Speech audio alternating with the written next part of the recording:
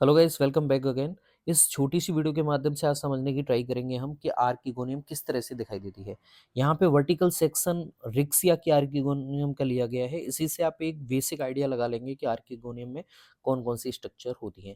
देखिए, स्त्रीधानी में दो तरह की स्ट्रक्चर होती है। निचले वाला भाग होता है वो फूला हुआ होता है, इसे आप वेंट्रल सेल्स बोलते हैं। ऊपर वाला भाग सकरा नली नुमा होता है, इस वाले भाग को हम ग्रीवा कहते हैं। ठीक है। अब ग्रीवा के बाहर की तरफ एक कोशिकीय जैकेट परत पाई जाती है जो नीचे तक कवर करके रखती है इन सभी कोशिकाओं को, ताकि बाहर से कोई आघात नहीं लगे, दबाव नहीं लगे। ठीक है। और वेंट्रल कैविटी में देखिए दो तरह की कोशिकाएं आपको देखने को मिलेंगी। एक होती है एग सेल्स, जो आगे चल के निषेचन के लिए आपके काम आएगी। वेंट्रल कैनाल सेल्स पाई जाती है, ये भी वेंट्रल कैविटी में या फिर वेंट्रल जगह पे ही पाई जाएगी। इसके ऊपर पाई जाती है नेक कैनाल सेल्स। ठीक है, जो ग्रीवा में सक्रिय भाग में पाई जाती हैं। ठीक है।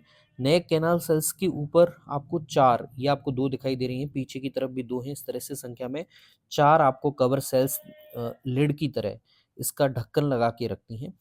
ठीक है। क्योंकि पुमड़ू जब हम चाहेंगे, जब कोई अनुकूल टाइम आएगा, उसी टाइम पे ये कवर सेल्स हटती हैं। ठीक है। अब देखिए, नेक कैनाल सेल्स की संख्या हर आपके जो वर्ग में अलग अलग टाइप की होंगी। रिक्सिया में अलग होती है, फ्यूनेरिया में अलग अलग होती हैं। अगर हम रिक्सिया की बात करें तो यहाँ पे 4 से 6 नेक कैनाल सेल्स पाई जाती हैं। मार्केंसिया में अगर हम बात करें, वहाँ पे 4 से 8 नेक कैनाल सेल्स पाई जाती हैं। ठीक है। अब क्या होगा, जब निषेचन होगा उस टाइम पे देखिए, निषेचन के टाइम पे ये नेक कैनाल सेल्स और वेंट्रल कैनाल सेल्स ये सब क्या हो जाते हैं, नष्ट हो जाते हैं। नष्ट होने से वहाँ पे श्लेष्मा का निर्माण होता है और श्लेष्मा जल को अवशोषित करने का काम करता है। जब जल अंदर की तरफ आएगा तो इस पे एक दबाव पड़ता है, जिसकी वजह से ये फटने की ट्राई करेगी, जिसकी वजह से यहाँ से आपकी कवर सेल्स है उस दबाव से ये हट जाती हैं। ठीक है।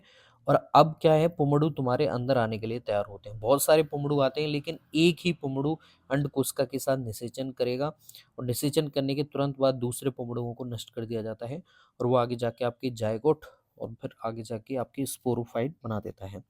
तो यहाँ पे देखिए, जितनी भी आपको आर्किगोनियम मिलेंगी इसी तरह की स्ट्रक्चर होगी। सबसे ऊपर नेक कैनाल सेल्स, फिर वेंट्रल कैनाल सेल्स, फिर एग सेल्स।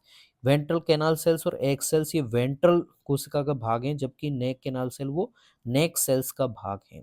ठीक है। इनकी संख्या अलग अलग हो सकती है, ये नष्ट हो जाती है, और वेंट्रल कैनाल सेल्स भी नष्ट हो जाती है।